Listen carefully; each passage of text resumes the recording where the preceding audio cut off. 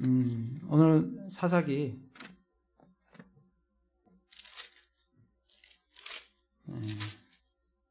12장, 13장 그렇게 두 장을 하도록 그렇게 하겠습니다.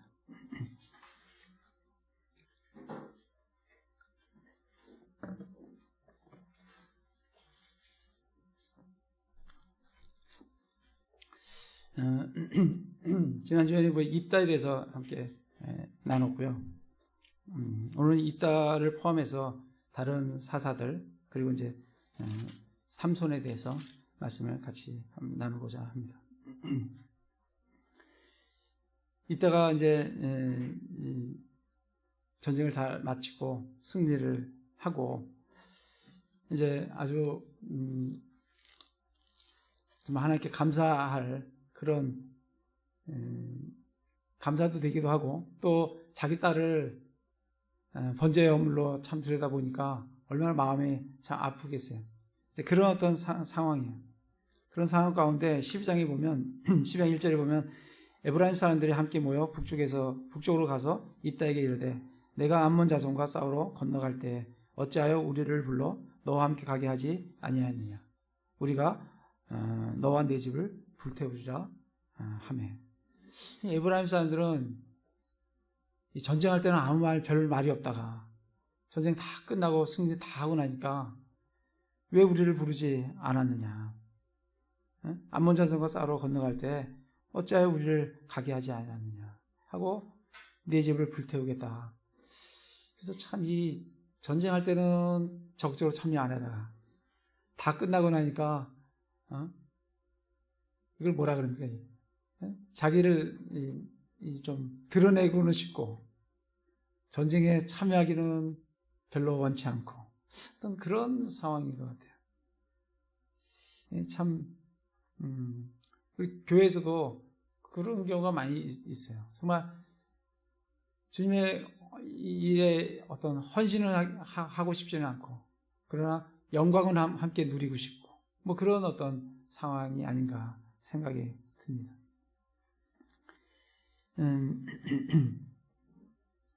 8장에 가면 8장을 볼까요? 에브라임이 이게 한 번이 아니에요. 에브라임이 한 번이 아니고 8장 1절에 가면 8장 1절에 에브라임 사람들이 그에게 이르되 이 기드온 때의 말씀입니다. 내가 미디안 족속과 싸우러 갈 때 우리를 부르지 아니하였으니 어찌하여 우리를 이같이 대우하였느냐 하고 그와 심하게 다툼으로 그가 그들에게 이르되 내가 이제 행한 일이 너희가 행한 것과 비교가 되겠느냐. 에브라임의 끄물 포도 줄기가 아비에셀의 포도 수확보다 낫지 아니하냐. 지금 이 에브라임이 왜 부르지 않느냐 하니까 기드온이 그들에게 내가 이제 행한 일이 너희가 행한 것과 비교되지 않겠느냐. 이 대처 방법이 기드온하고 입다하고가 좀 달라요. 에브라임은 기드온 때도 그랬었고 입다 때도 동일하게 또 그렇게 합니다. 근데 기드온은 에브라임이 그런 어떤 태도에 대해서 지금 2절과 같이 그렇게 얘기를 합니다. 에브라임의 끄물 포도 줄기가 아비에셀의 포도 수확보다 낫지 아니하냐 하면서 에브라임을 이렇게 높여주는 그러면서 3절에 하나님께서 미디안 통치자 오렙과 스웹을 너희 손에 넘겨주었으니 내가 할 수 있는 일이 너희가 행한 것과 비교가 되겠느냐 하면서 에브라임을 한참 이렇게 높여주죠. 그러니까 그가 이 말을 하매 그를 향한 그들의 분노가 풀리니라. 그래서 에브라임의 분노가 풀려서 그들과의 기드온과 에브라임과의 마찰이 없는 걸 보게 됩니다. 근데 이번에는 상황이 좀 달라요. 입다는 기드온과 다릅니다. 에브라임이 그렇게 요구했을 때 다시 사사기 12장에 오면 입다가 그들에게 이르되 나와 네 백성이 암몬 자손과 크게 싸울 때 내가 너희를 불렀어요. 너희가 나를 그들의 손에서 건져내지 아니하였으므로 너희가 나를 건져내지 아니함을 내가 보고 내 생명을 내 손에 두고 건너가서 암몬 자손을 쳤더니 주께서 그들을 내 손에 넘겨주었거늘 너희가 어찌하여 이날 내게로 와서 나와 싸우고자 하느냐 하고 이 입다는 오히려 그들을 책망하면서 입다와 에브라임이 전쟁을 하는. 그래서 몇 명이 죽습니까? 6절에 보면 4만 2천 명이 죽습니다. 이게 엄청난 비극 아니겠습니까? 정말 우리가 여기서 얻을 수 있는 참 교훈은 에브라임 같은 태도를 취해서는 안 된다는 거예요. 그러니까 에브라임이 이런 어떤 비극을 낳게 되는 원인 제공을 누가 한 거냐면 에브라임이 했어요. 그것도 한 번이 아니에요. 기드온 때도 그랬고 지금도 입다에도 그랬어요. 함께 이스라엘 싸울 때 정말 도와주지는 못할 망정 끝났으면 격려하고 해야 될 그런 어떤 상황 가운데서 자기를 교만하게 자기를 드러내려고 하는 그런 것으로 인해서 기도원 때는 그게 정말 먹혀 들어갔지만 입다 때는 그렇지가 않아요. 그래서 입다 때 이들과 싸워서 몇 명이 죽냐면 4만 2천 명이 죽습니다. 그래서 또 한 가지 우리가 배울 거는 에브라임이 그러한 태도를 취한다 하더라도 또 우리가 취해야 될 태도는 기드온과 같은 태도지 입다 같은 태도는 또 아닌 거예요. 만약에 입다도 기드온 같이 했다고 하면 4만 2천 명이라는 사람이 죽지는 않았을 것 같아요. 근데 입다는 그렇지가 않아요. 그래서 결국 4만 2천 명이라는 엄청난 숫자가 정말 전쟁 후에 기뻐해야 될 이스라엘이 정말 4만 2천 명이 적에게 죽었다고 하면 그거야 전쟁을 해서 죽었다고 하니까 괜찮지만 아군에 의해서 서로의 전쟁에 의해서 내분에 의해서 4만 2천 명이 참 죽게 되는 그런 결과를 낳게 됩니다. 잠언 한번 가볼까요? 잠언 15장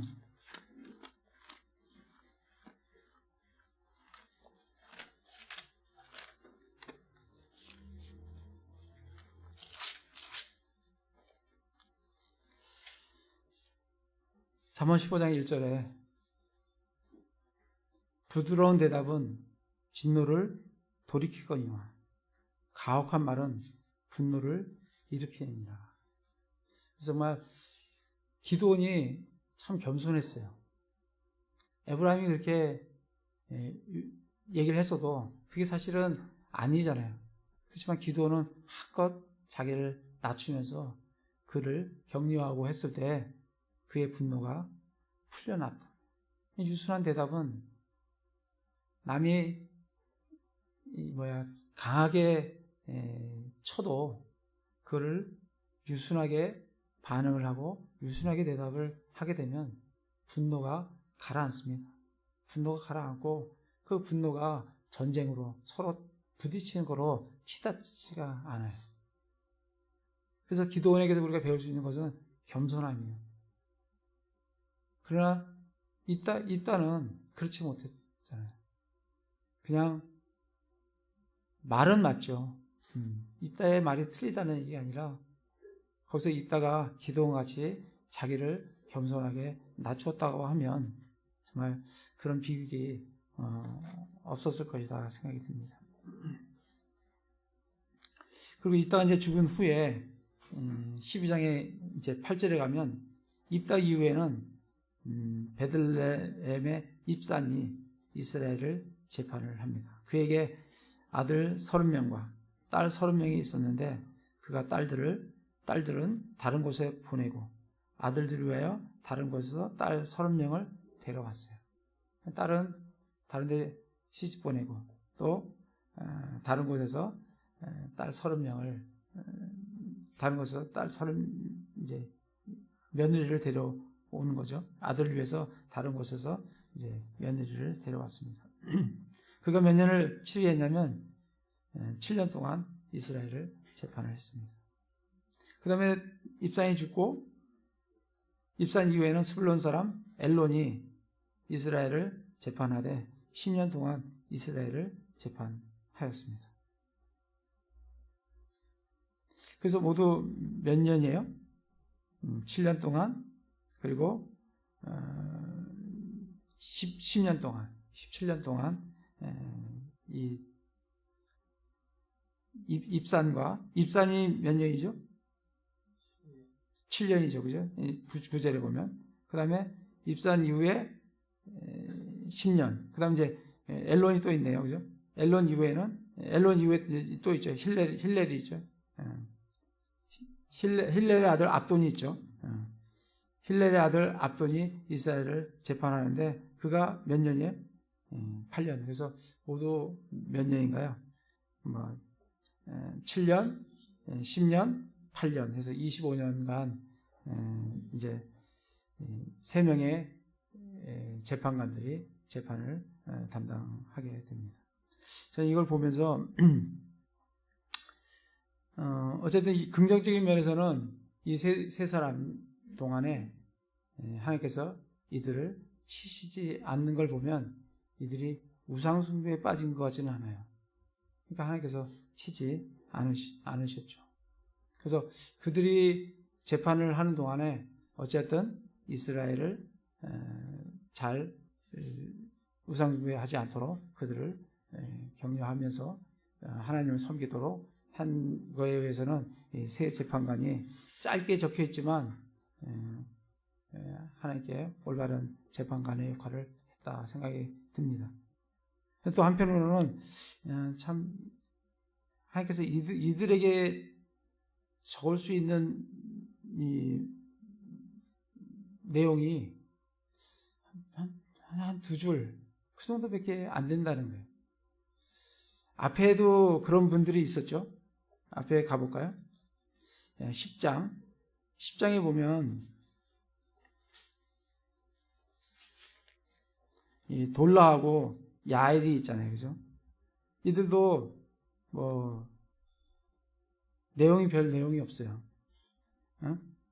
재판하다가 죽었더라.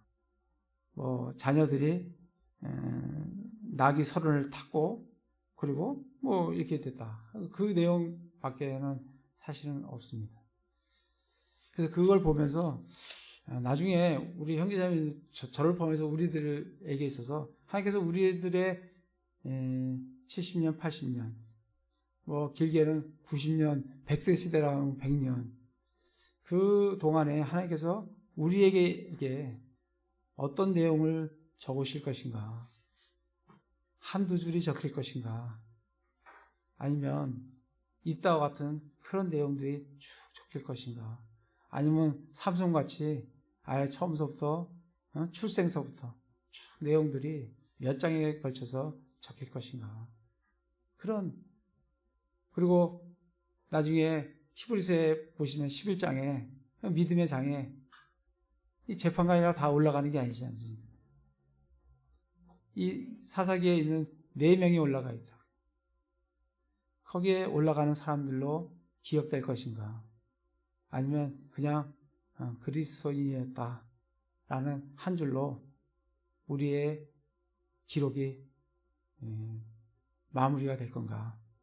그건 우리 각자가 이 땅에서 하나님께 어떠한 태도로, 어떠한 마음으로 살아가느냐에 달려 있습니다. 나중에 우리 다 죽음의 문턱 앞에 탁 서게 될 거예요. 그럴 때 우리의 기록 내용이 어떻게 될 건지 한번 좀 생각을 해보시면 좋을 것 같습니다. 그렇게 해서 이제 그들이 끝났어요. 13장 1절에 보면 이스라엘 자손이 다시 주의 눈앞에서 악을 행함. 계속 반복되는 내용입니다. 다시 또 악을 또 행해요. 주께서 그들을 40년 동안 블레셋 사람의 손에 넘겨주시니라. 악을 행하고 40년 동안 블레셋 사람에게 이스라엘을 넘겨주셨어요. 얼마나 또 고달프겠습니까? 힘들고 괴로운 그런 삶인데 하나님께서 40년 동안 이들을 넘겨주시면서 하나님께서 그들 가운데 재판관을 세우지 아니하시고 오늘 13장에는 삼손의 출생을 예고를 하십니다. 그럼 몇 년을 더 기다려야 될까요? 최소한 15년에서 20년, 모르겠어요. 삼손이 그때 막 활동할 나이가, 이스라엘 구원할 나이가 몇 센지는 저도 잘 모르겠지만 최소한 20년은 또 세월이 기다려야 이스라엘이 구출을 받습니다. 이 40년 팔 때 그 이스라엘 속에 사람들이 얼마나 많습니까? 그때 많은 중에 사람이 많더라도 하나님께서 쓰실 사람은 없는 거예요. 그러니까 하나님은 누구의 출생을 예고해요? 삼손의 출생을 예고합니다. 그래서 삼손이 다 자라야 이제 이스라엘을 구원할 수 있는 그런 나이가 되는 겁니다. 저는 그걸 보면서 참 하나님께 쓰임을 받는 사람은 정말 소수일 뿐만 아니라 예비되어진다. 예비되어지는 사람을 하나님께서 쓰신다. 그들이 넘겨지고 40년 동안 있었지만 하나님께서 그들을 쓰실 사람이 없으니 다시 삼손을 예비하신 걸 참 볼 수가 있습니다. 그래서 우리도 우리 자신을 예비해야 돼요. 하나님께서 쓰실 수 있도록 하나님 말씀에 우리 자신을 드리고 하나님께 우리를 헌신해서 드리면 하나님께서 하나님의 때에 하나님의 방법으로 예비된 사람을 쓰실 줄로 생각을 합니다. 그래서 2절에 보면 소라 사람으로 단 사람의 가족에 속한 자 중에 마노아라는 이름의 어떤 사람이 있더라. 그의 아내는 수태하지 못하므로 아들을 낳지 못하더라. 지금 삼손의 엄마가 마노아의 아내잖아요. 결국 이제 자녀를 낳지 못해요. 3절에 보면 주의 천사가 그 여인에게 나타나 그에게 이르되 이제 보라 내가 수태하지 못함으로 낳지 못했으나 수태하여 아들을 낳으리라 하면서 이제 아들 낳을 것을 주의 천사가 알려줍니다. 주의 천사는 앞에 몇 번 나왔어요. 그죠? 주위에서 보여야 될 게 주자가 고딕체로 되어 있어요. 그죠? 이 고딕체로 되어 있습니다. 고딕체는 영어로 로드인데 LORD 이렇게 되어 있는데 이게 다 대문자로 되어 있는 겁니다. 그래서 이제 뒤에 또 우리가 좀 같이 보겠지만 주의 천사는 하나님이세요. 그래서 주가 고딕체로 되어 있어요. 주의 천사. 그래서 The Angel of the Lord. 그래서 LORD가 다 대문자로. 그래서 주의 천사가 직접 나타나서 아들 낳게 될 거다. 그러면서 이제 원하건대 주의하여 포도즙과 독주를 마시지 말며 부정한 것은 아무것도 먹지 말라. 보라 내가 수태의 아들 낳으리라. 그의 머리에 삭도를 대지 말지니 그 아이는 태에서부터 하나님의 바친 나사렛 사람이 되리라. 그가 블레셋 사람의 손에서 이스라엘을 건져내기 시작하리라 하니라. 하고 그렇게 그가 이스라엘을 건져낼 것이다. 그리고 뭘 먹지 말고 그리고 수태의 아들 낳을 거니까 그에게 삭도를 대지 말고 그렇게 이제 말씀을 해 주신 걸 볼 수가 있습니다. 이 나사렛 사람에 대해서는 우리가 민수기에 보면 6장에 보면 그 나사렛 법에 대해서는 잘 나와 있어요. 그 나중에 뒤에 또 삼손 할 때 같이 좀 보도록 하고요. 그렇게 이제 됐는데 6절에 보면 이에 그 여인이 자기 남편에게 고하여 이르되 그러고 보면 이제 마노아와 그 부인이 함께 들은 건 아니에요. 아내만 들었어요. 자기 남편에게 고했습니다. 하나님 사람이 내게 왔는데 그의 용모가 마치 하나님의 천사의 용모 같아서 심히 두려움으로 그가 어디서 왔는지 내가 묻지 못하였고 그도 자기 이름을 내게 말하지 아니하였나이다. 이 말씀을 잘 보면 지금 마노아의 아내가 이 주의 천사를 어떻게 보고 있는가 하는 내용을 우리가 좀 알 수가 있습니다.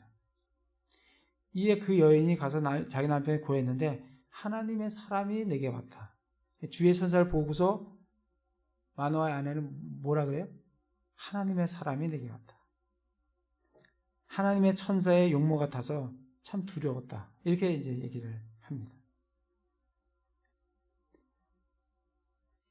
그러니까 이제 9절에 이제 7절에 보면 그러나 그가 내게 말하기를 보라 내가 수태하여 아들 낳으리니 이제 포도주와 독주를 마시지 말며 부정한 것은 아무것도 먹지 말라. 그 아이는 태에서부터 죽는 날까지 하나님께 바친 나사렛 사람이 되리라 하더이다 하니라. 그렇게 이제 자기 남편에게 고했습니다.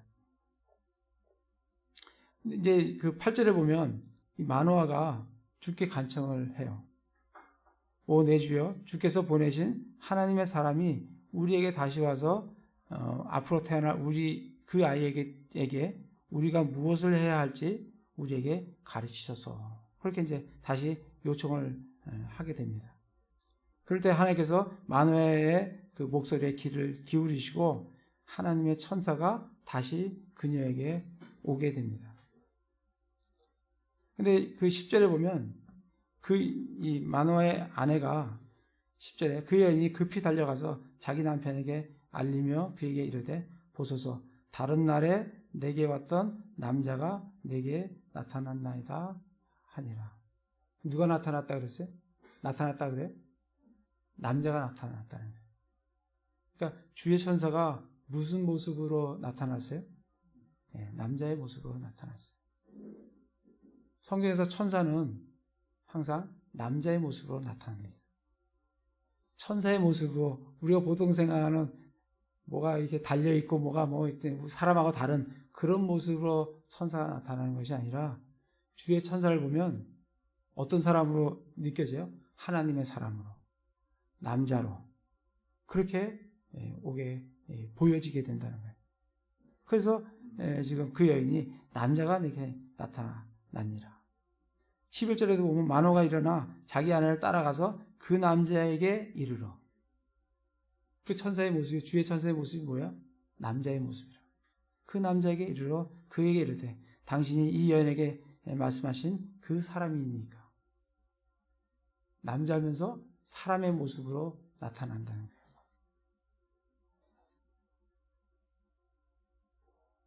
그래서 주의 천사는 그런 모습으로 마노아에게 그리고 마노아의 아내에게 나타나는 걸 볼 수가 있습니다.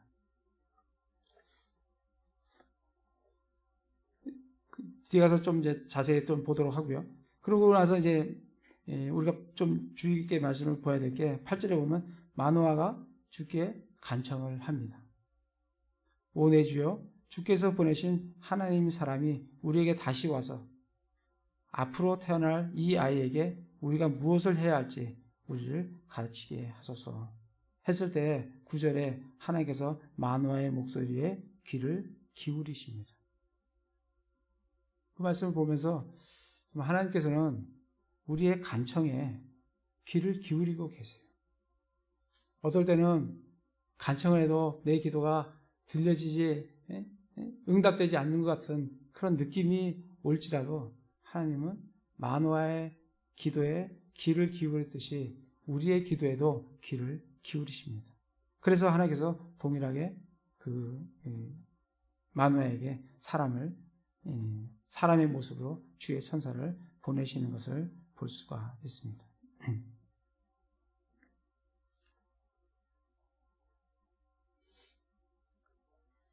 또 한 가지 우리가 좀 볼 거는 이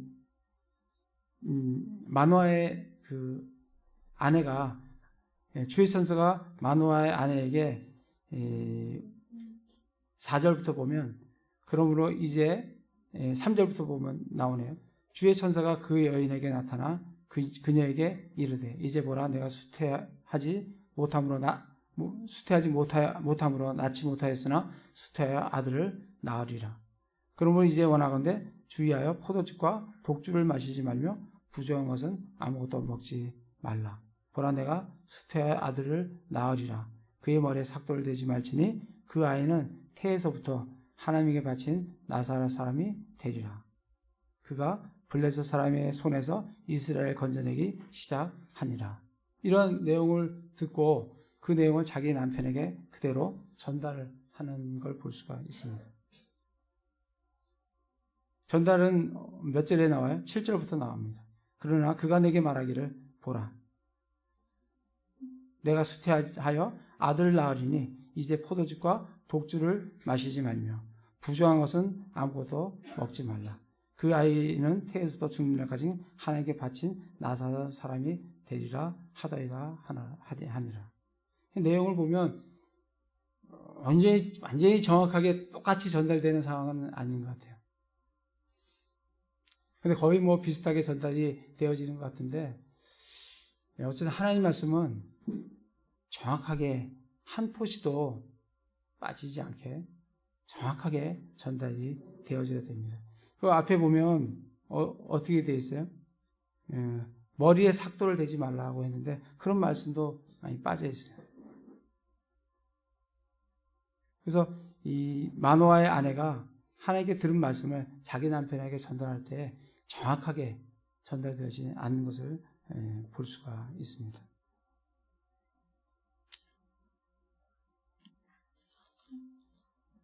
그러면서 15절에 보면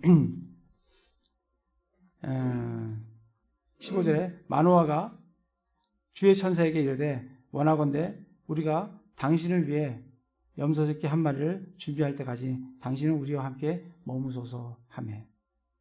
이제 지금 마노아는 지금 주의 천사가 누구인지를 지금 알지를 못해요. 그냥 남자, 하나님의 사람 이렇게만 지금 알고 있습니다. 그래서 당신을 위해 염소 새끼 한 마리를 준비할 때까지 우리와 함께 머무소서 하니까 16절에 주의 천사가 마노아에게 이르되 내가 나를 머무르게 하려 하나 내가 내 빵을 먹지 아니하리라. 내가 번제물을 드리려거든 반드시 죽게 드릴지니라 하니라. 마노아는 그가 주의 천사인 줄 알지 못하였더라. 마노아는 지금 지금 자기를 찾아온 그 남자가 주의 천사인지를 모릅니다. 그러면서 그에게 헌물을 드리겠다고 염소 새끼 한 마리를 드리겠다고 그렇게 얘기할 때 주의 천사가 하시는 말씀은 내가 네 빵을 먹지 않겠다. 번제 헌물을 드리려거든 누구에게 드리라고요? 주께 드리라고. 그렇게 이제 얘기를 할 때 마노아가 19절에 보면 이에 마노아가 염소 새끼 한 마리와 음식 헌물을 취하여 바위 위에 주께 드리니 그 천사가 놀랍게 행하니라. 20절에 보면 불꽃이 제단에서부터 하늘로 올라갈 때 주의 천사가 제단의 불꽃 가운데서 올라갔으므로 마노아와 그의 아내가 그것을 보고는 얼굴 땅에 대고 엎드리니라. 그러나 주의 천사가 마노아와 그의 아내에게 더 나타나지 아니하며 이에 마노아가 그가 주의 천사인 줄 알고 자기 아내에게 이르되 우리가 하나님을 보았으니 반드시 죽으리라 하였으나. 지금 죽게 헌물을 자기는 그게 남자요 사람인 줄 알고 그냥 그에게 희생물 하나 드리려고 했는데 주의 천사가 죽게 드리라고 할 때 그들이 죽게 그들의 헌물을 드립니다. 드릴 때 하나님께서 주의 천사가 그 헌물을 받으시는 것을 볼 수가 있어요. 그때 비로소 이 마노아 부부는 그 주의 천사가 하나님인 줄 알게 됩니다.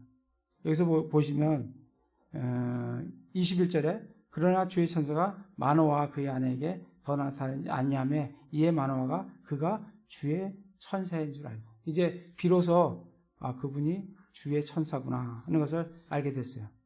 그러고 나서 뭐라고 하냐면 22절에 자기 아내에게 이르되 우리가 하나님을 보았으니 반드시 죽으리로다 하였으나. 그러니까 그 주의 천사가 하나님이라는 것을 또 이들이 알게 된 것을 보게 됩니다. 그래서 이들은 주의 천사는 하나님이세요. 지금 이제 말씀을 쭉 읽어보면 최종적으로 주의 천사가 이들이 하나님이구나 하는 것을 이제 알게 되는 거죠. 맨 처음에는 그냥 남자요, 하나님의 사람이요, 하나님의 천사로서 왔구나 이렇게 생각을 했는데 그들이 주의 천사가 헌물을 주께 드리라고 했을 때 그들이 주께 그 헌물을 드리고 그 헌물을 그 주의 천사가 그대로 받으신 것을 보면서 그들이 그 주의 천사가 하나님이셨구나, 주님이셨구나 하는 것을 이제 알게 되는 것을 보게 됩니다. 그래서 이제 그 아내가 22절에 자기 아내에게 이르되 우리가 하나님을 보았으니 반드시 죽으리로다. 그렇게 했는데 23절에 그의 아내가 그에게 이르되 주께서 우리를 죽이기를 기뻐하셨더라면 우리 손에서 번제 헌물과 음식 헌물을 받지 아니하셨을 것이요.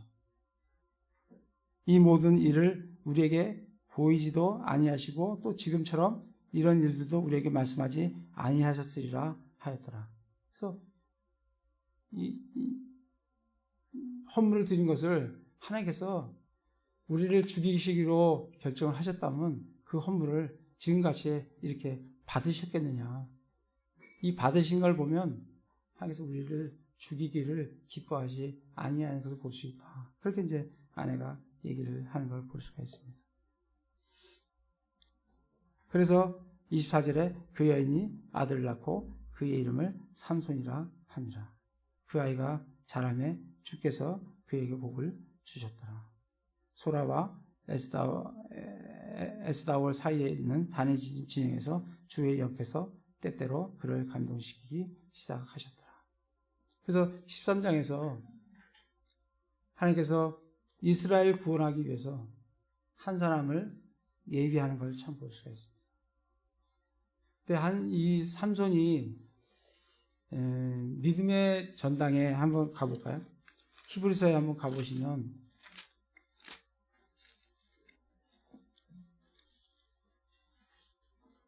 히브리서 11장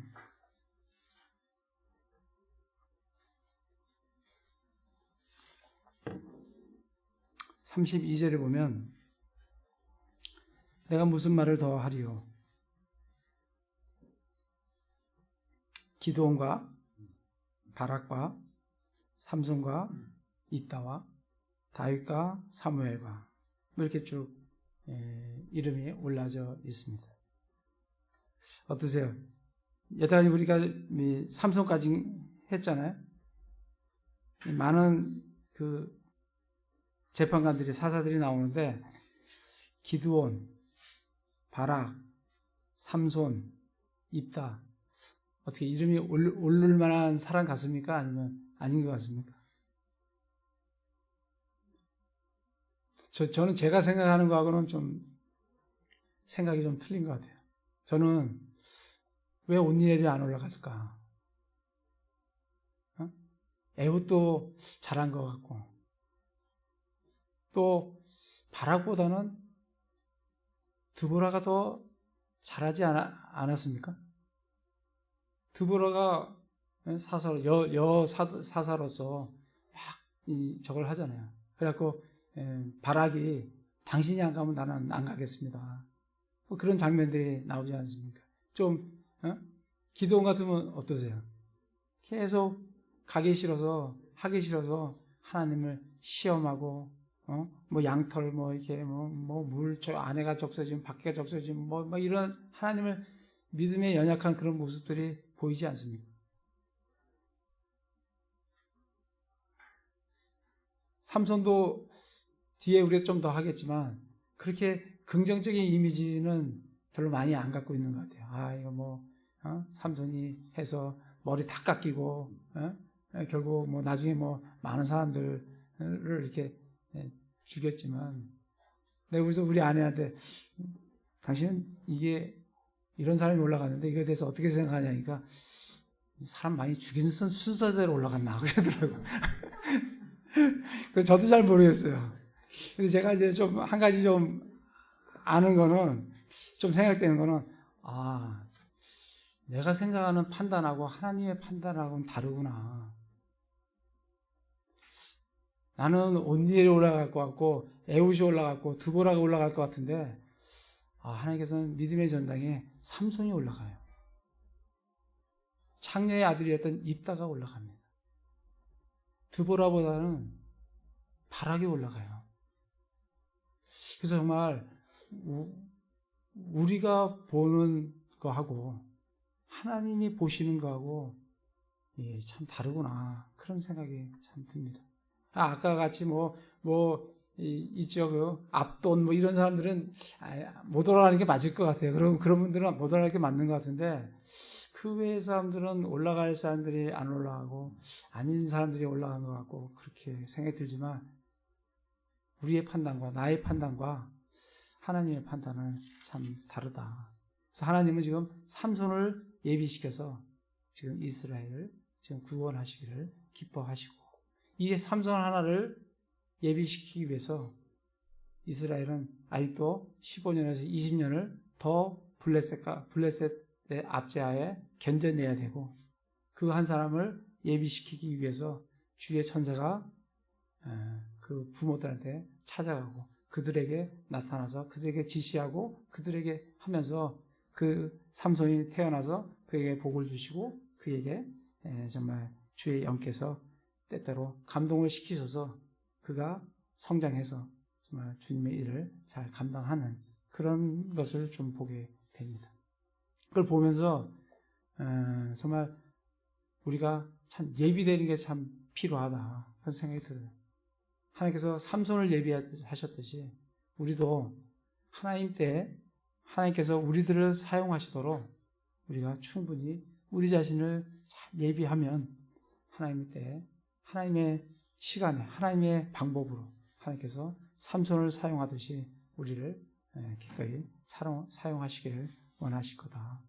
그래서 정말 삼손과 같이 주님께 충분히 사용되는, 하나님께 영광이 되는, 정말 다른 사도같이 한두 절 남기시는 그런 삶이 아니라 정말 삼손같이 몇 장에 걸쳐서 그리고 믿음의 전당에 올라가는 그런 삶을 사시는 형제 자매들 다 되시기를